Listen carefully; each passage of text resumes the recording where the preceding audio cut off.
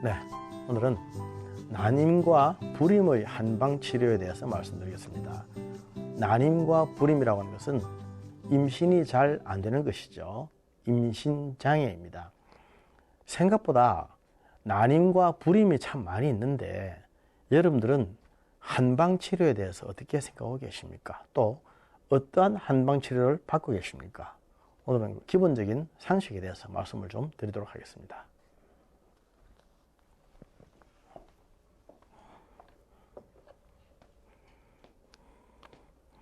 불임이라고 하는 것이 임신이 잘 안 되는 것이라고 한다면, 난임이라고 하는 것은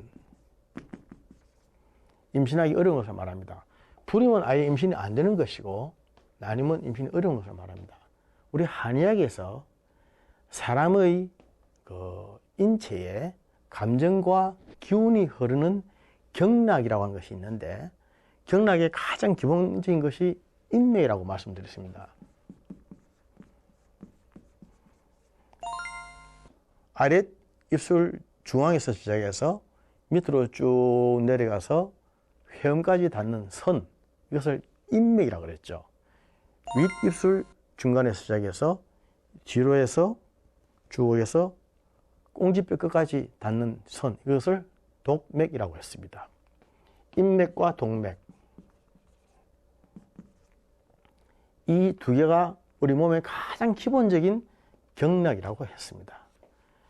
이 인맥, 이렇게 아랫입술에서부터 밑으로 쭉 흐르는 이 인맥의 기운이 튼실한 사람은 임신을 잘합니다. 그래서 임신할 임자는 이 인맥 앞에 이렇게 계집녀를 붙이는 것이죠. 맡을 임자 앞에 계집녀가 들어가면 임신할 임자가 되는 것입니다. 임신이 잘 되는 사람은 인맥의 기운이 튼실한 사람이고, 임신이 잘 안 되는 사람은 인맥의 기운이 약한 사람입니다. 그래서 이 난임이라든지 불임을 얘기할 때는 한방에서는 인맥의 기운과 상당히 상관시켜서 말합니다. 우리의 몸에는 배꼽을 기준으로 해서 위쪽을 양이라고 그러고 밑을 음이라고 그러죠. 그래서 위쪽의 기운이 발달하는 사람이 양인입니다. 양인.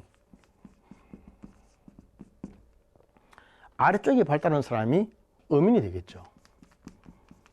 요새는 양인, 음인 이렇게 한자로 쓰면은 한자를 읽지 못하는 사람들이 많기 때문에 저는 그냥 이렇게 양인, 음인 이렇게 표시합니다. 양인 중에는 태양인이 있고 소양인이 있고, 음인 중에도 태음인이 있고 소음인이 있죠. 그런데 한의학적으로 볼 때 이 허리 밑에 음의 기운이 발달한 사람들은 임신을 잘 합니다만은, 허리 위쪽에 기운이 발달하고 밑에가 약한 사람들은 임신을 잘 하지 못합니다. 그러니까 난임과 불임 환자들 중에는 자연히 이런 양인들이 많이 있는데, 양인에는 태양인과 소양인이 있다고 그랬죠. 태양인이라는 사람들은 10,000명 중에 1명밖에 없기 때문에 별로 없다고 보면 됩니다. 그러고 보니까 난임과 불임을 호소하는 대부분의 사람들은 소양인들이다. 한의학에서는 그렇게 말합니다. 소양인들 중에 이런 임신장애로 고생하는 사람들이 많습니다.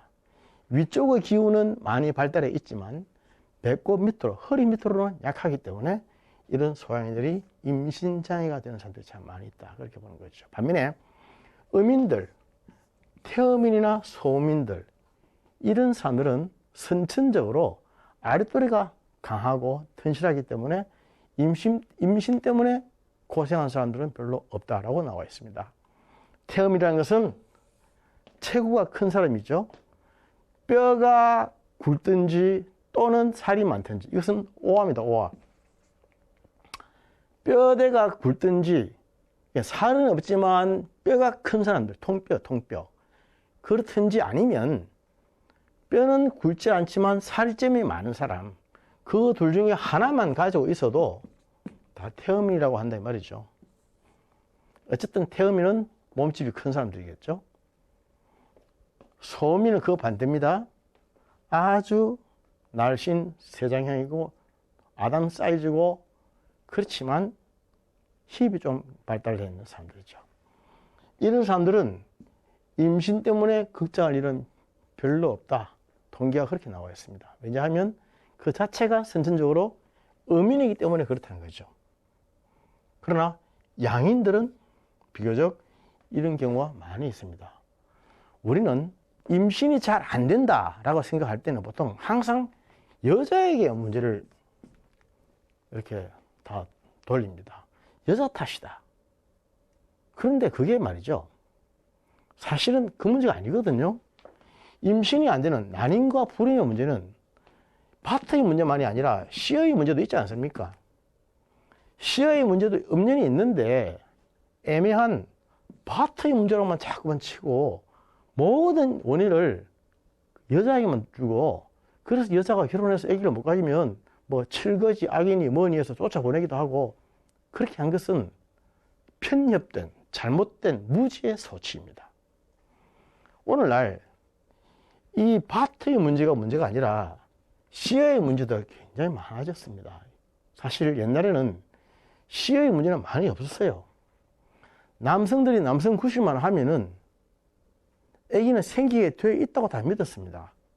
그런데 요새 남자들이 받는 스트레스가 얼마나 많은지 아시죠? 특히 그 화학 물질, 환경 호르몬. 우리가 너무나 쉽게 노출이 되지 않습니까? 이런데 많이 노출됨으로 말미암아 시어의 문제가 굉장히 많습니다, 사실은. 정자의 수가 적은 희소정자증, 그리고 아예 정자가 없는 무정자증, 뿐만 아니라 정자의 힘이 약한 무기력증, 이런 것들 한방에서는 전부 다 이것을 신허라 그럽니다. 신허. 사람 몸의 원기에는 비기와 신기가 있다고 그랬죠. 비기라고 하는 것은 밥심, 밥을 먹어서 그 힘을 얻는 것을 비기라고 그러고, 신기라고 하는 것은 비뇨 생식기의 기능, 성적인 파워를 말한다고 했습니다. 신기는 선천적으로 다 가지고 나다 사춘기나 청춘기가 되면 제일 강해지다가 갱년기가 되면 싹 사그라지고 약해지지만, 비기라고 하는 것은 밥심은 죽을 때까지 있어야 되고 신기와 비기가 다 떨어지면 죽게 된다, 그렇게 말하죠. 그런데 이 신기의 힘, 섹슈얼 파워, 성적인 에너지, 이게 한방에서는 신기인데 생각보다도 젊은 사람들에게 신허 증상이 많다는 것입니다. 왜 그런지 모르겠어요. 젊은 사람들이 결혼을 해서 아내와 합방하는 것을 두려워하고 방사를 잘 치르지 못하고, 방사를 했다 하더라도 정자에 문제가 있어서 아기가 잘 안 생기고, 이런 사람들이 생각보다 많습니다. 이유는 모르겠습니다만은 그 중에 하나가 환경 호르몬이요, 항상 이유를 거론할 때마다 우리가 끄집어대는 스트레스 뭐 이런 게 있죠. 그러나 따지고 보면 옛날이나 지금이나 스트레스 없었던 적이 있었을까요? 항상 스트레스는 있기 마련이었고, 우리가 사는 환경이라는 것이 항상 우리에게 만만하거나 호락호락한 것은 아니었습니다. 그럼에도 불구하고 요즘 사람들은 더 많은 스트레스와 환경 호르몬에 노출이 되어서 남자의 남성성, 이게 다 남성성 아닙니까? 정자의 수라든지 정자의 힘, 파워죠. 정자의 수가 많으면 뭐랍니까? 힘이 없어서 헤엄을 쳐가지 못하면, 움직이지 못하면, 그것 때문에 골인하지 못하면 안 되는 거죠. 그러니까 무기력증, 힘이 없는 것들, 이런 것들 신허 증상들이 생각보다 참 많이 있는 겁니다. 그것 때문에 남성 불임, 시어의 문제가 되어서 남성 불임이 생각보다 참 많아요. 이게 현실입니다. 그럼에도 불구하고 사람들은 대부분 결혼을 하면 시어의 문제가 아니라 파트의 문제를 보고 자꾸만 파트만 이렇게 얘기하면 비료를 뿌릴 생각을 합니다. 여성 불임, 파트의 문제도 사실은 많이 있죠. 여성들은 대부분의 경우에 착상 분리가 많이 있습니다. 결혼해서 합방을 하면 수정은 되지 않습니까? 수정 분리보다는 착상 분리가 많습니다. 수정을 해서 수정란이 자궁벽에 뿌리를 딱 내리고 자라야 되는데 그걸 착상이라고 하는데 착상이 안 돼서 자꾸 미끄러지는 거죠. 자꾸 미끄러져 버리면은 이것이 아기가 안 만들어지지 않습니까? 특히 첫 애를 낳기 전에 유산을 해버린다든지, 보통 인공유산이 많죠. 인공유산으로 해서 소파를 하고 나면 그 다음부터는 자연유산이 될 수 있습니다. 두 번 연달아 유산을 하고 나면 그 다음부터는 습관성 유산이 됩니다. 애가 잘 안 들어서는 거죠. 한방에서는 이거를 착상분리라고 해가지고 자궁이 허하고 냉하다, 허랭이라고 합니다. 허랭. 아랫도리가 허하고 차와서 씨가 잘 자라지는 못하는 거죠. 뿌려진 씨앗이 수정된 것이 수정란이 자궁벽에 착상을 하지 못하니까 뿌리를 못 내려서 아기가 들어서지 않는 것입니다. 이게 대부분 착상분리인데 이것이 이유는 모르겠습니다. 그러나 여러 가지 이유가 있습니다만은 어떤 이유가 있었든 이것 때문에 아랫도리가 허하고 냉하게 돼가지고 차워져가지고 마치 얼음에 미끄러지듯이 미끄러져 버리는 것입니다. 이것을 허랭하다고 하죠. 허랭하다. 그런데 결혼을 해서 아기가 들어서지 않는 난임과 불임이 있으면은 남자나 여자나 할 것 없이 기본적으로 우리가 해야 될 것이 밭과 씨에 대한 치료를 다 해야 됩니다. 밭은 밭대로, 씨는 씨대로, 아내는 아내대로, 남편은 남편대로 그렇게 치료를 해줘야 됩니다. 한의학에서 남자는 기라고 했죠. 기. 제가 아까 신기라고 안 했습니까? 신기. 비기, 신기. 신기가 허약한 것이 신허라고 그랬죠. 남자는 기요, 여자는 혈입니다. 혈. 남자는 기, 여자는 혈. 이거 아주 중요한 얘기고 아주 기본적인 얘기고 상식적인 얘기임에도 불구하고 모르는 분들이 참 많이 있습니다. 남자는 기가 건강하고 기가 튼튼하고 기가 맑고 깨끗하면 신기가 조여져서 정자의 힘이 팡팡 돌아갑니다. 여자는 혈이라고 그랬죠. 혈. 여자는 14, 27이 14, 14세 때부터 천계가 지해서 생리가 터지기 시작하면서 그때부터 계속 피를 쏟기 때문에 여자는 피가 계속 모자라는 사람이라고 얘기해요. 말씀드렸죠. 여자의 문제는 여성의 문제, 여성성의 문제는 혈의 문제다. 혈. 여성성의 문제는 혈의 문제예요. 피 관리입니다. 여자들이 피가 모자라서 어지럽지 않고 혈이 유효하고 피가 맑고 깨끗하면 병 없습니다. 남자들은 기운이 튼튼하고 기운이 항상 강건하면 남자들이 멋집니다. 남성성은 기의 문제요, 여성성은 혈의 문제입니다. 그래서 한방에서 난임과 불임을 치료할 때 원리는 바트의 문제는 혈을 보호하고 씨의 문제는 기를 보호하는 것입니다. 기와 혈을 다스려 줘가지고 기와 혈이 부족해지지 않도록, 또 허랭, 차워지지 않도록, 따뜻하도록, 그걸 온보라고 그러죠. 온보.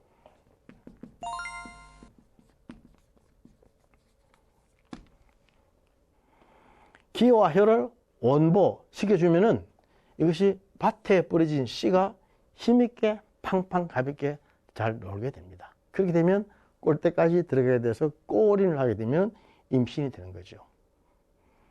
이것이 아주 쉬운 문제고 너무나 당연한 문제이기도 하지만은 실질적으로 어려운 사람들이 참 많이 있습니다. 제가 서두에 인맥을 말씀을 드렸는데, 인맥이라고 하는 것은 이렇게 정류선을 내려와서 아랫도리로 간다고 했는데, 인맥이 튼실한 사람들은 모성이 강합니다. 모성이 강하고 성품이 자비롭습니다. 그리고 어질고 그렇습니다. 보통 보면은 엄마들의 그 성품이 자비롭고 어질고 그렇지 않습니까? 이 동맥은 남성성입니다. 이게 동맥이 강한 사람들은 공격적이고 강하고 좀 이런 게 있습니다. 그런데 보통 임신장애라 할 때는 인맥과 동맥의 하모니가 잘 안 맞을 때 생기는 것이죠. 한의학에서 인맥과 동맥이 만나는 곳은 딱 두 군데 있다고 봅니다. 입 그리고 성기 부분이죠. 인맥과 동맥이 만나면 생명이 탄생한다고 저는 말씀을 드렸죠. 생명이 탄생하는 것은 인맥과 동맥이 만났을 때 탄생하는 것인데, 그러기 위해서 우리는 인맥의 기운과 동맥의 기운이 항상 강건해야 됩니다. 한의학적으로 볼 때는 인맥은 음이요, 동맥은 양입니다. 음과 양이 균형을 이룰 때, 음과 양이 만나서 제대로 빛을 발할 때, 그때는 생명이 탄생하는 것이죠.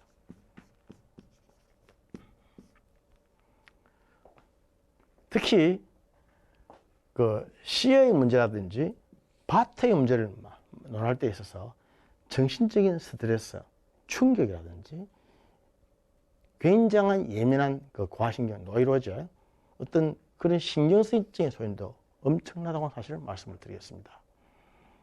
자, 예를 들어서 국제적 규모의 올림픽 수영장, 그 수영장에 티스푼 하나로 설탕을 담아서 이렇게 넣었을 때 그 수영장의 물에 그 달기가 얼마나 달겠습니까? 그 큰 수영장에 티스푼 하나를 설탕을 넣었을 때 그것이 달겠습니까? 엄청나게 형편없이 낮은 묽은 농도 아닙니까? 그 농도가 바로 우리 몸의 호르몬의 농도입니다. 호르몬. 특히 그 여성 호르몬이나 남성 호르몬들, 이런 호르몬도 다 거기에 해당하는데, 이 호르몬이 조금 묽어지고 거기에서 조금 더 강해지고 조금 더 묽어지고, 이 차이 때문에 아기가 생기고 안 생기고 그 차이가 나타납니다. 또 사람이 흥분되어지고 잠을 못 자고, 또는 잠 잘 자고 기분이 업되고 기분이 깔아지고 하는 이런 것들도 다 그 호르몬의 미세한 농도 차이 때문에 생기는 변화입니다. 그런데 우리가 스트레스를 받는다고 하면은, 한방에서 스트레스가 화인데, 화가 쌓이는 것을 울화라고 합니다. 이 스트레스를 받으면 이것들이 이 호르몬에 엄청나게 충격을 주고 장애를 줍니다. 그래서 몸속에서 여성 호르몬, 남성 호르몬의 분비가 제대로 되지 않게끔 꽉꽉 막아줍니다. 말미잘이 쫙 웅크리면 안에서 아무것도 못 나오죠. 그러나 말미잘이 쫙 열리면 안에서 다 나올 수 있듯이 우리 몸속에 호르몬샘이 다 그렇습니다. 호르몬샘이 쫙 웅크리면 호르몬 분비가 안 되고, 열리면 안에서 잘 흘러나옵니다. 잘 흘러나오게 하고 제대로 돌아가게 하기 위해서는 아주 평안해야 되고 감사해야 되고 긍정적인 마인드를 가져야 되고 감정적으로 흥분하고 긴장하지 말아야 됩니다. 이런 많은 조건들이 우리 사실 스트레스와 상관이 있는데, 제가 임상에서 볼 때에 이 난임과 불임을 갖고 호소하고 있는 많은 분들이 스트레스를 받는데, 이분들이 갖고 있는 스트레스의 큰 원인이 사실은 만혼과도 상관이 있습니다. 만혼.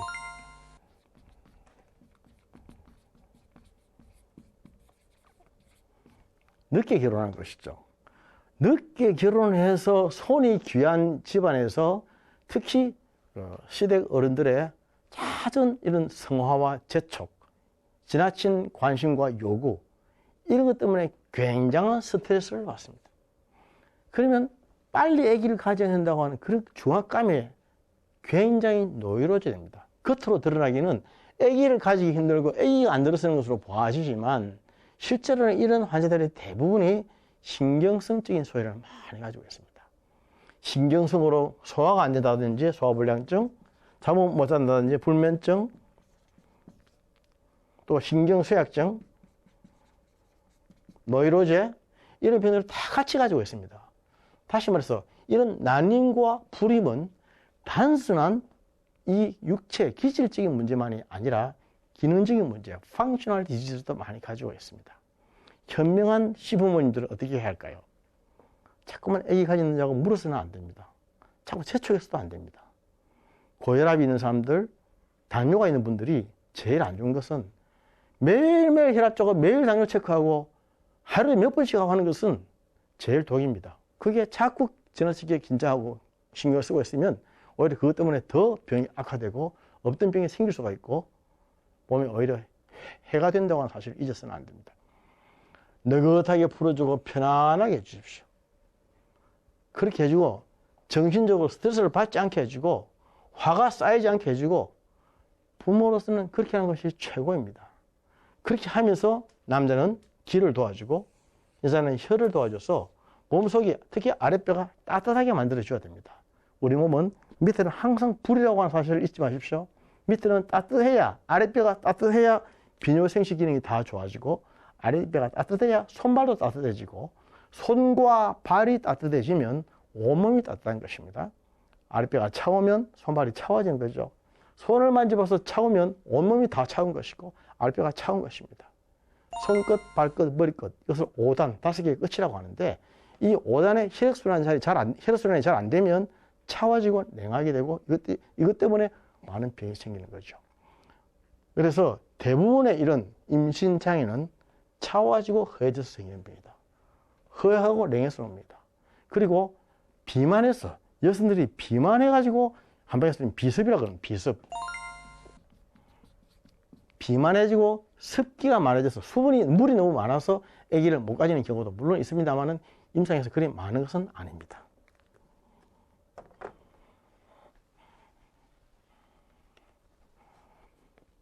사람의 몸은 항상 아랫도리는 따뜻해야 한다는 걸 잊지 마십시오. 아랫배가 따뜻해야 아기를 잘 가지게 되고 아기를 잘 가져야 또 건강한 가정이 되겠죠. 영적인 생활도 마찬가지입니다. 항상 우리가 따뜻한 마음, 축축한 마음, 넉넉한 사랑의 마음이 있어야만 생산이 되는 것입니다. 영적으로 지식이 아무리 많다 하더라도 우리가 따뜻하고 편안한 그런 샬롬의 마음을 잃어버리면 생산이 안 됩니다. 사람이 사람을 만나서 예수님의 제자를 만들고 또 예수님의 또 종을 만들고 그렇게 살아나가기 위해서는 우리가 따뜻한 충만한 인맥으로 우리가 뭉쳐져 있어줘야 됩니다. 그러기 위해서 우리 매일의 삶이 따뜻한 사랑으로 가득 찬 삶. 그래서 만나는 모든 사람들에게 예수님의 사랑과 샬롬을 전해주는 사람. 그런 사람들이 되어야 되지 않겠나 그렇게 생각해 봅니다. 감사합니다.